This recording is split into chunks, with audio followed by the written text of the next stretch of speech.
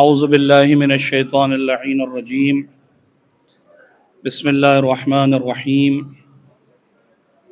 رب اشرح لی صدری ویسر لی امری واحلل عقدۃ من لسانی یفقہوا قولی آواز بلند سلوات.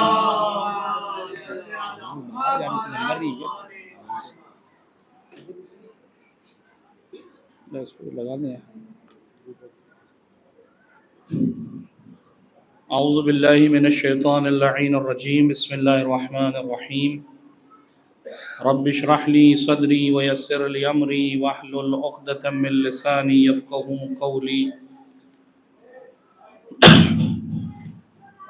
الحمد للہ الذی لم يتخذ صاحبة ولا ولدا ولم يكن له شریک فی الملک ولم يكن له ولی من الذل وکبرہ تکبیرا اللہم صل علی محمد والصلاة والسلام والتحیة والإکرام علی الرسول النبی الأمی الذي أرسله بالحق بشيرا ونذيرا وداعيا إلى الله بإذنه وسراجا منيرا سيدنا ومولانا أبي القاسم محمد اللهم صل على وعلى أهل بيته الطيبين الطاهرين المعصومين المظلومين واللعنة الدائمة الباقية على أعدائهم أجمعين من يوم ظلمهم إلى يوم الدين عما بعد فقد قال الله تبارك وتعالى في محكم كتابه المجيد والفرقان الحميد وقوله الحق بسم الله الرحمن الرحيم في بيوت أذن الله أن ترفع ويذكر فيها اسمه ويسبح له فيها بالغدو والآصال صلوات محمد وآل محمد.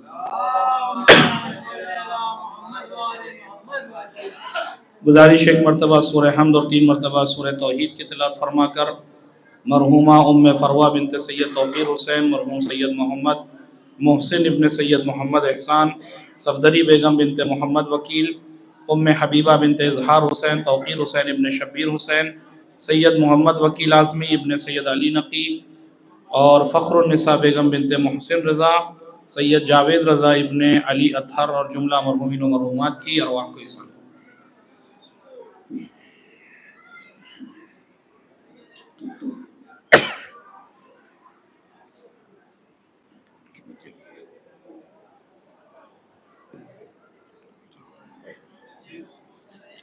بسم اللہ اللہم صل علی اللہم صل. ایک صلوات بھیجیں گے محمد و آل محمد. اللہم صل علی محمد. سب سے پہلے اپنی جانب سے اور آپ تمام مومنین کی جانب سے ساکن غیبت امام عصر عجل اللہ تعالی فرجہ شریف کی خدمت میں بنت الحسین حضرت سکینہ سلام اللہ علیہا کی ولادت باسعادت کی مناسبت سے مبارکباد پیش کرتا ہوں، اور اپنے لیے اور آپ تمام مومنین کے لیے 10 بدعا ہوں کہ پروردگار ہم سب کو سیرت و کردار جناب سکینہ سلام اللہ علیہا اپنانے کی توفیق عنایت فرمائے. میں یہ نہیں کہہ رہا ہوں کہ جو حضرات باہر کھڑے ہیں وہ اندر تشریف لے آئیں، صرف گزارش اتنی ہے کہ جو معروضات بیان کیے جا رہے ہیں وہ جہاں کہیں بھی ہوں ان معروضات کو سنیں، تاکہ جس ممدوحہ کی شان میں اس محفل کو منعقد کیا گیا ہے اس کا حق ادا کیا جا سکے. ایک صلوات بھیجیں گے محمد و آل محمد. آپ دیکھیں کہ بظاہر 4 برس کا سن، اور ایسے 4 برس کہ جو 4 صدیوں نہیں بلکہ قیامت تک آنے والے سالوں پر وہ 4 سال جو ہیں وہ بھاری نظر آ رہے ہیں. بظاہر کم سن، پیروں میں طاقت نہیں، جسم میں توانائی نہیں، لیکن اس کے باوجود کیا کہنا بنت الحسین سلام اللہ علیہا کا کہ جو قربانی جناب عباس و جناب علی اکبر، جناب قاسم اور دیگر شہداء کرام کربلا کے میدان میں دے رہے تھے، اور پیاس کی جس شدت کو ان تمام شہداء نے برداشت کیا ہے راہ خدا میں، جناب سکینہ سلام اللہ علیہا اس کم سنی میں، اس 4 سال کے سن میں ان شہداء کے ساتھ بھی ہیں. اور ایک جملہ آگے بڑھ کر کہوں گا کہ اے شہداء، عصر عاشور یقیناً آپ کی قربانی کا سلسلہ ختم ہوا. جامع کوثر سے رسول اللہ نے یقیناً آپ سبھی کو سیراب فرمایا ہوگا، لیکن سلام ہو بنت حسین پر کہ جس نے عصر عاشور کے بعد بھی پیاس کی شدت کو برداشت کیا اور سید الشہداء سلام اللہ علیہ کے مشن کو کربلا سے کوفہ، کوفہ سے شام تک لے کر جا کر بتایا کہ صرف میری پھوپھی فاتح کوفہ اور شام نہیں ہے، بلکہ میں بھی اپنی پھوپھی کے ساتھ فاتح کربلا اور کوفہ اور شام ہوں. ایک صلوات بھیجیں گے محمد و آل محمد. فضائل اس 4 سالہ بچی کے کیا بیان کیے جائے، لیکن ایک گوشہ ہے فضیلت کا کہ ہر سال چونکہ الحمدللہ یہ اس محفل کا انعقاد بانیان محفل بڑی ہی خلوص کے ساتھ اس محفل کو منعقد کرتے ہیں. یقیناً بانیان محفل کی توفیقات میں خداوند متعال اضافہ فرمائیں، ان کو ہر آفت ارضی و سماوی سے محفوظ فرمائیں اور جملہ مومنین و مومنات کی دلی مرادوں کو پورا فرمائیں. جو مریض ہے اس محفل کے صدقے میں انہیں شفاء کاملہ اور عاجلہ عنایت فرمائیں. آپ دیکھیں کہ جس گھر میں جناب سکینہ سلام اللہ علیہ ولادت پا رہی ہیں وہ گھر ہے کون سا گھر؟ فضیلت کا ایک گوشہ ہے، صرف آپ دیکھیں اسے میں کہاں سے آپ کی خدمت میں پیش کر رہا ہوں. سورہ مبارکہ نور کی آیت نمبر 36 ارشاد رب العزت ہوتا ہے فی بیوت اذن اللہ ان ترفع. اللہ نے اپنے نور کو یا ان چراغوں کو ان گھروں میں روشن کیا ہے کہ جن گھروں کو بلند کرنے کا حکم دیا گیا ہے، جن کی رفعت اور بلندی کی گواہی خدا نے دی ہے. وَيُذْكَرَ فِيهَا اسْمُهُ، اور یہ گھر وہ ہیں جس میں نام خدا لیا جاتا ہے. وَيُسَبِّحُ لَهُ فِيهَا بِالْغُدُوِّ وَالْعَصَالِ، کہ جس گھر میں صبح و مساء تسبیح پروردگار عالم کی جاتی ہے.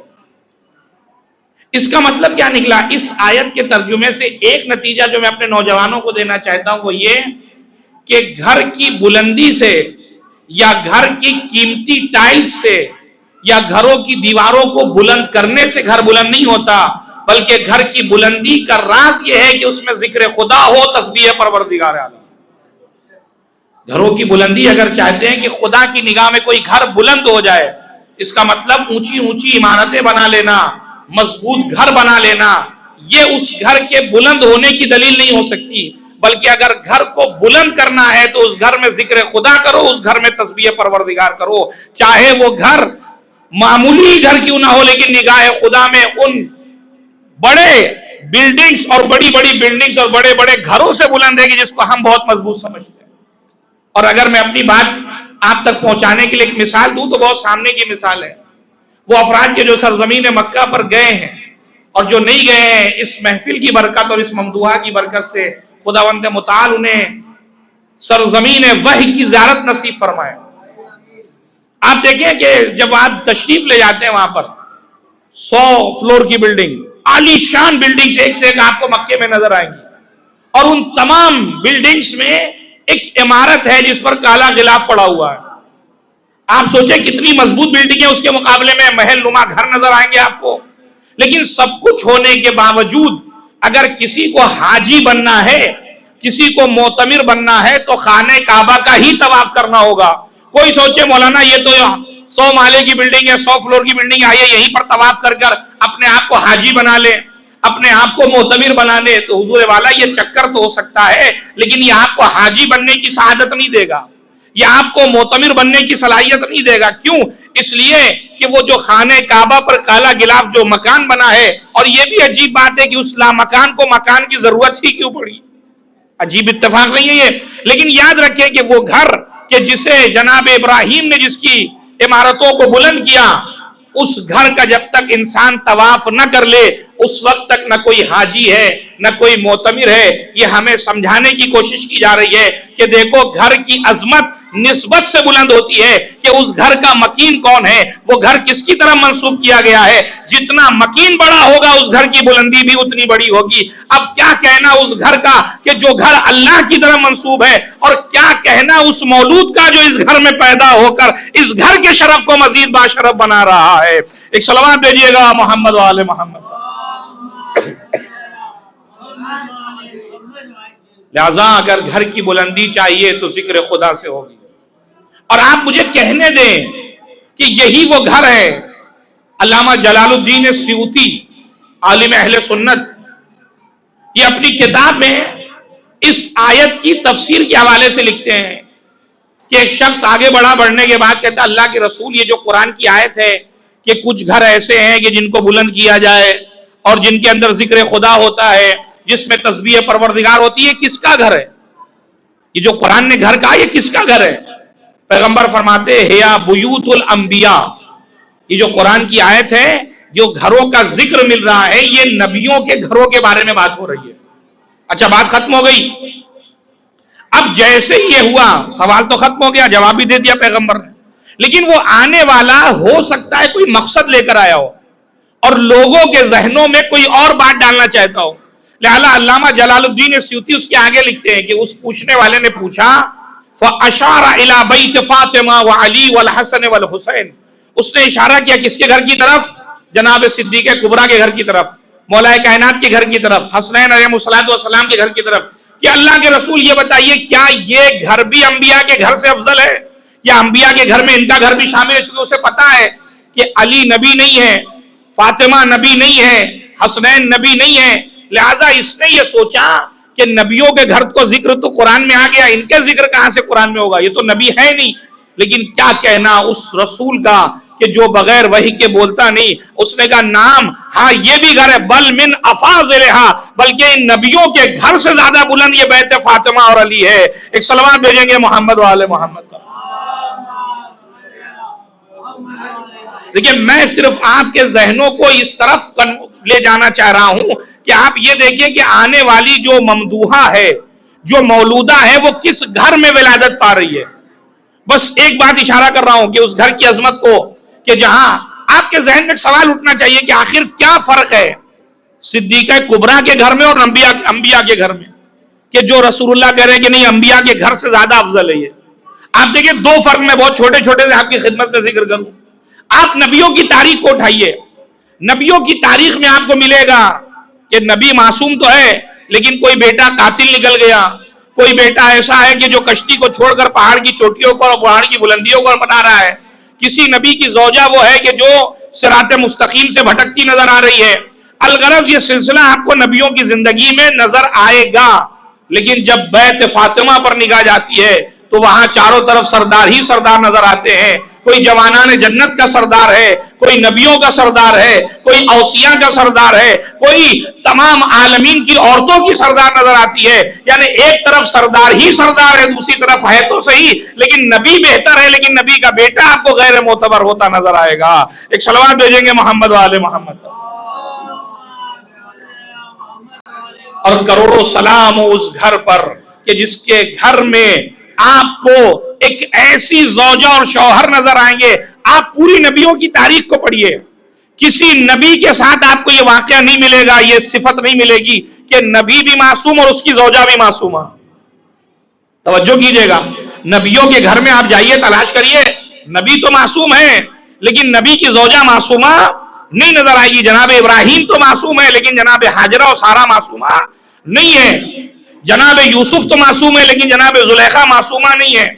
لیکن ہم نے تاریخ میں ایک اور خاتون کو دیکھا کہ جو معصومہ ہے، کون؟ جناب مریم معصومہ ہے، لیکن مشکل یہ ہے کہ وہاں ان کے شوہر کا ذکر ہی نہیں، چونکہ شوہر ان کا تھا ہی نہیں جناب مریم کا کہ آپ کہتے ہیں کہ شوہر بھی معصوم ہو۔ لہذا نہ ادھر تاریخ انبیاء میں آپ کو کسی گھر میں دونوں یعنی زن و شوہر معصوم اور معصومہ نہیں نظر آئیں گے جز خانہ علی اور فاطمہ کے، کہ جہاں شوہر بھی معصوم نظر آ رہا ہے، جہاں بیوی بھی معصومہ نظر آ رہی ہے۔ ایک صلوات بھیجیں گے محمد و آل محمد۔ لہذا یہ گھر ہے۔ اب آپ آئیے میں آپ سے سوال کروں کہ جناب سکینہ بنت الحسین کس گھر میں پیدا ہو رہی ہے؟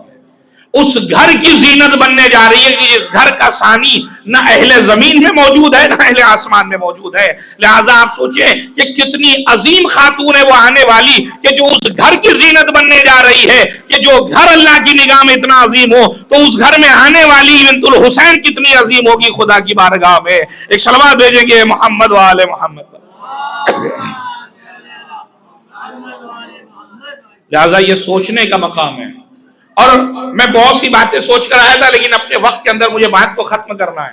آپ دیکھیں ایک شعر جو منسوب ہے امام حسین کی جانب اور اس شعر کا ترجمہ آپ علماء سے سنتے ہیں. وہ شعر کیا ہے؟ لَعَمْرُكَ إِنَّنِي لَأُحِبُّ دَارًا تَحُلُّ بِهَا السَّكِينَةُ وَالرَّبَابُ.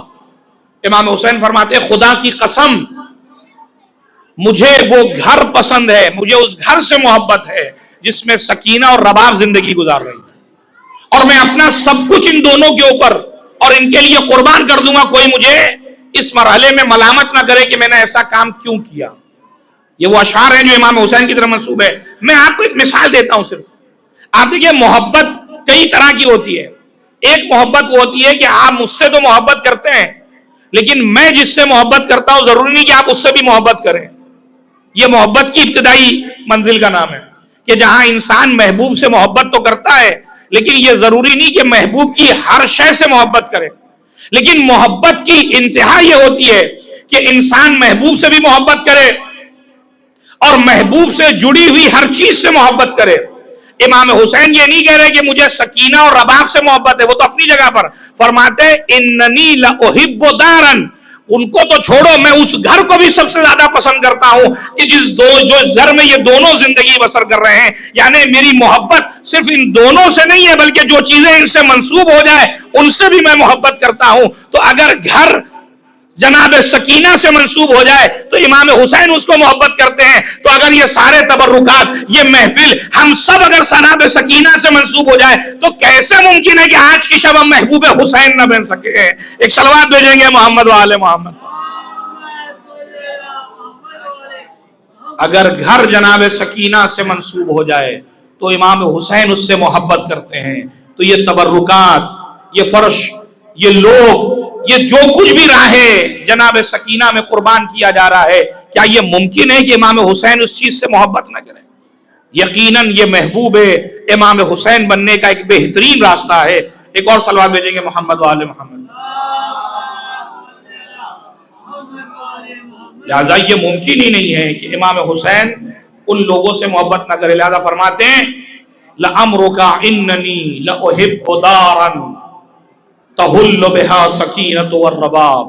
میں اس گھر کو عزیز رکھتا ہوں کہ جس گھر میں جناب سکینہ اور رباب زندگی گزار رہے ہیں.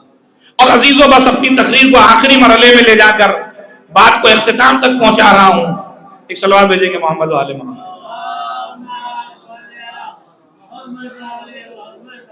اور وہ مرحلہ یہ ہے کہ آپ دیکھیں کہ جناب سکینہ سلام اللہ علیہا آخر کس کے لیے سکون کا سبب بن رہی ہے. آپ جانتے ہیں کہ اللہ نے امام حسین نے اپنے بیٹوں کے نام علی رکھے اور اپنی بیٹیوں کے نام فاطمہ رکھے, لیکن اس فاطمہ کا نام جو تھا وہ تو فاطمہ تھا لیکن لقب سکینہ تھا یا سکینہ, لیکن سکینہ زیادہ بہتر ہے. سکینہ یعنی سکون پہنچانے والی, سکون بانٹنے والی. تو ظاہر سے سوال یہ ہوتا ہے کہ آخر یہ لقب اگر پڑا ہے اس بی بی کا اور امام حسین کو اس گھر میں سکون محسوس ہوتا ہو جس گھر میں جناب سکینہ ہو, تو ایک لمحے کے لیے میں نے پڑھ دیا, آپ نے سن لیا, بات ختم ہو گئی. لیکن ذرا رک کے سوچئے اور اس کے بعد اس بی بی کے در پر چل کر اسے سلام کریے کہ امام حسین ہے کون آخر. امام حسین علیہ السلام کی ذات والا وہ ہے کہ جو جناب آدم سے لے کر خاتم تک کے لیے وجہ سکون ہے. یعنی جناب آدم کے لیے اگر کوئی سکون کا سبب ہے تو وہ امام حسین کی ذات ہے. جناب نوح کے لیے اگر کوئی سکون کا سبب ہے تو وہ امام حسین کی ذات ہے. انبیاء ما سبق کی زندگی کو آپ اٹھا کر دیکھیے, ان تمام انبیاء کے لیے اگر وجہ سکون کوئی ذات بن رہی ہے تو سید الشہداء کی ذات ہے. میں اور بات کو آگے بڑھوں, آنکھوں کی ٹھنڈک رسول اللہ کی کون ہے؟ امام حسین ہے. پارے جگر رسول اللہ کون ہے؟ امام حسین ہے. جناب صدیقہ کبریٰ کا چہیتا کون ہے؟ امام حسین ہے. الغرض یہ کہوں کہ پورے دین کو اگر کسی ذات سے سکون مل رہا ہے تو وہ سکون لینے و دینے والی ذات سید الشہداء کی ہے۔ عزیزو ذرا سوچئے کہ جو ذات انبیاء کے لیے سکون کا سبب ہو، جو ذات دین کے لیے سکون کا سبب ہو، جو ذات رسول اللہ کے لیے سکون کا سبب ہو، جو ذات صدیقہ کبریٰ کے لیے سکون کا سبب ہو، اس ذات کے بارے میں سوچئے کہ جو ان سب کے لیے سکون کا سبب ہو، یعنی میں لفظوں کو بدل کے کہوں جو پوری کائنات کے لیے سکون کا سبب ہو، اسے حسین ابن علی کہتے ہیں، لیکن جو ذات حسین ابن علی کے لیے سکون کا سبب بنے انہیں سکینہ بنت الحسین کہتے ہیں۔ ایک صلوات بھیجیں گے محمد و آل محمد۔ جو ذات سید الشہداء کے لیے سکون کا سبب بن جائے۔ آخری بات اور بات کو تمام کروں گا۔ آپ دیکھیں کہ صرف ایک اشارہ کر رہا ہوں، جرداق جس نے ایک مسیحی رائٹر ہے، جس نے مولا کائنات کے اوپر ایک کتاب لکھی ہے، الامام علی، امام علی علیہ السلام کے حوالے سے اس نے خدمات کی، اور اس کے بعد اس نے کوئی کتاب لکھی ہی نہیں۔ کسی نے اس سے پوچھا کہ آخر آپ نہیں مانو علی کے اوپر کتاب لکھنے کے بعد پھر کسی کے لیے کتاب کیوں نہیں لکھی؟ جانتے کیا کہتا ہے؟ کہتا ہے میں اب علی علیہ السلام کے اوپر کتاب لکھنے کے بعد میں اب کسی کو اس قابل ہی نہیں سمجھتا کہ اس کے اوپر کتاب لکھوں، لیکن اس کتاب کو لکھنے کے لیے جو اس نے بات کہی ہے وہ ہم سب کے لیے باعث عبرت ہے۔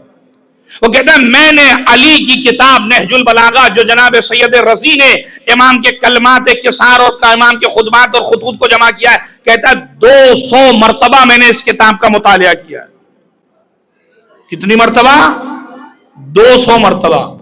اور کیا ہمیں ایک مرتبہ بھی نہج البلاغہ پڑھنے کی توفیق ہوئی؟ جرداق یہ کہہ رہا ہے کہ 200 مرتبہ میں نے نہج البلاغہ کا مطالعہ کیا، تب جا کر میں نے امیر المومنین پہ کتاب لکھی ہے۔ 200 مرتبہ کوئی معمولی بات نہیں ہے۔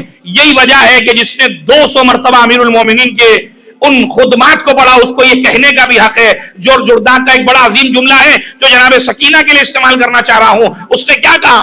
اس نے کہا تھا اے دنیا کاش تو اپنی پوری طاقت کو سمیٹتی، تیری جتنی بھی صلاحیتیں ہیں اسے بروئے کار لاتی، اور بروئے کار لانے کے بعد علی کی شجاعت کو، علی کی عدالت کو، علی کو دوبارہ اس دنیا میں دیتی تاکہ دنیا علی کی عدالت کا مشاہدہ کرتی، علی کے تقوی کا مشاہدہ کرتی، علی کی شمشیر کا مشاہدہ کرتی۔ اے کاش دنیا تو دوبارہ علی کو پیدا کرتی۔ میں بھی اسی جملے سے استلہام لیتے ہوئے جملہ کہنا چاہ رہا ہوں، اے خدا کاش یہ ساری کائنات مل کر ایک مرتبہ ہمیں اس ممدوحہ کی خدمت بھی دکھا دیتی جسے سکینہ بنت الحسین کہتے ہیں، جس نے 4 سال کے سن میں کربلا کو بھی فتح کیا، کوفے کو بھی فتح کیا، شام کو بھی فتح کر کر بتایا کہ دیکھو سن و سال پہ نہیں جانا، عزم حسینی اگر ہو تو 4 سال کی بچی بھی فاتح کوفہ اور شام بن کر دکھا سکتی ہے۔ ایک صلوات بھیجیں گے محمد و آل محمد۔ اب اپنی گفتگو کو صرف ایک مسدس سے کہ جناب سکینہ بنت الحسین نے کیا کیا، آج آپ دیکھیں جناب سکینہ کی جب بھی گفتگو ہوتی تو علم کی بات ضرور آتی ہے۔ علم سے منسوب ہے جناب سکینہ سلام اللہ علیہا کی داستان، گویا جناب سکینہ کی داستان علم کے بغیر نامکمل ہے۔ ایک صلوات بھیجیں گے محمد و آل محمد۔ اس سلسلے کا ایک مسدس میں نے سال گزشتہ پیش کیا تھا اور اسی سلسلے کا ایک مسدس آج پیش کر رہا ہوں کہ آپ دیکھیں جناب سکینہ سلام اللہ علیہا گویا دربار یزید میں ایک پیغام دے رہی ہیں، نہ تنہا صرف یزید کو بلکہ کائنات کے ہر ظالم کو اور اس زمانے میں کے ہر ظالم کو پیغام دیا۔ جناب سکینہ گویا کہ تاریخ ملے گی تیرے چہرے پہ سیاہی، توجہ کیجئے گا، تاریخ ملے گی تیرے چہرے پہ سیاہی، تھوکیں گے تیری قبر پہ غیرت کے سپاہی، دیں گی تیری ذلت کی سب اقوام گواہی، اب آ ہی گئی ہوں تو کروں گی یہاں شاہی۔ ملاحظہ فرمائیے کہ تاریخ ملے گی تیرے چہرے پہ سیاہی، تھوکیں گے تیری قبر پہ غیرت کے سپاہی، اب آ ہی گئی ہوں تو کروں گی یہاں شاہی، دے گی تیری ذلت کی سب اقوام گواہی، تو کر دوں گی قلم مفتی کاظم کے قلم کو، گھر گھر پہ لگا دوں گی میں غازی کے علم کو، گھر گھر پہ لگا دوں گی میں غازی کے علم کو۔ اور یقیناً یہ کیا ہوا وعدہ آپ کو آج پورا بھی کائنات میں ہوتا نظر آئے گا کہ جہاں نام سکینہ ہے وہاں پہ علم نظر آئے گا، جہاں علم ہے وہاں امام بارگاہ ہے۔ گویا یہ وعدہ جناب سکینہ تھا کہ جہاں جہاں تم نے میرے چچا کے نام کو ختم کرنے کی کوشش کی، جب تک دنیا رہے گی نام عباس بھی باقی رہے گا، علمدار کا علم بھی باقی رہے گا۔ ان اللہ و ملائکتہ یصلون علی النبی یا ایھا الذین آمنوا صلوا علیہ وسلموا تسلیما۔ پروردگار تجھے واسطہ محمد و آل محمد ہماری اس مختصر سے عبادت کو شرف قبولیت عنایت فرما۔ پروردگار تجھے واسطہ محمد و آل محمد کا جہاں کہیں بھی شیان حیدر کرار ان کی جان و مال و عزت و آبرو کی حفاظت فرما۔ پرچم اسلام سربلند اسے مزید سربلندی عطا فرما۔ پروردگار جو بے روزگار روزگار عنایت فرما۔ پروردگار آج کی ممدوحہ، آج کی مولودہ کا واسطہ پروردگار جہاں کہیں بھی جس گھر میں بھی لوگ مریض ہیں ان سب کو شفائے کاملہ اور عاجلہ عنایت فرما۔ پروردگار ظالمین و جابرین کا خاتمہ فرما، مظلومین عالم کی حفاظت فرما، بانیان مجلس کی توفیقات میں اضافہ فرما۔ پروردگار بطفیل سکینہ بنت الحسین جو مریض ہیں ان سب کو شفائے کاملہ اور عاجلہ عنایت فرما، رزق و روزی میں اضافہ فرما، ہم سب کو معرفت سکینہ بنت الحسین نصیب فرما۔ پروردگار حضرت حجت کو اس جشن سے راضی و خوشنود فرما، ہم سب کو ان کی اعوان و انصار میں شمار فرما، ان کا ظہور پر برکت جلد از جلد اس کے لیے ایک باواز بلند صلوات۔ گزارش ایک مرتبہ سورہ حمد اور 3 مرتبہ سورہ توحید کی تلاوت فرما کر مرحومہ ام فروہ بنت سید توقیر حسین، سید محمد محسن ابن سید محمد احسان، صفدری بیگم بنت محمد وکیل، ام حبیبہ بنت اظہار حسین، توقیر حسین ابن شبیر حسین، سید محمد وکیل اعظمی ابن سید علی نقی، فخر النساء بیگم بنت محسن رضا اور سید جاوید رضا ابن علی اطہر اور جملہ مرحومین و مرحومات کی ارواح کو ایصال فرما۔ مالک